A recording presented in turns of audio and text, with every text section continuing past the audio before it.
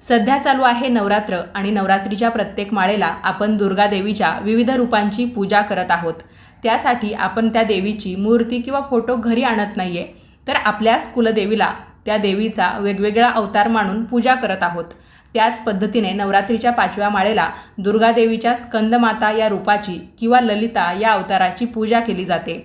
या ललिता देवीकडे सरस्वती देवीप्रमाणेच भरपूर प्रकारच्या महाविद्या होत्या। त्यामुळे ललिता देवीची पूजा आपण जर नवरात्रीच्या 5व्या माळेला केली तर आपल्या जीवनातील दुःख, कष्ट, दारिद्र्य, रोग, पीडा सर्व काही नष्ट होतात। त्याचबरोबर बौद्धिक पातळीवर आपल्या कुटुंबाची प्रगती होते।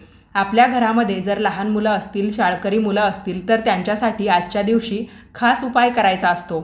एक मंत्र आपल्याला त्यांच्या जिभेवर लिहायचा असतो। एकतर आपण बोटाने म्हणजे मध वापरून तो लिहू शकतो किंवा दर्भाची काडी वापरून सुद्धा लिहू शकतो। संपूर्ण व्हिडिओ चॅनलवर आहे। दिल्लीकर मराठी हे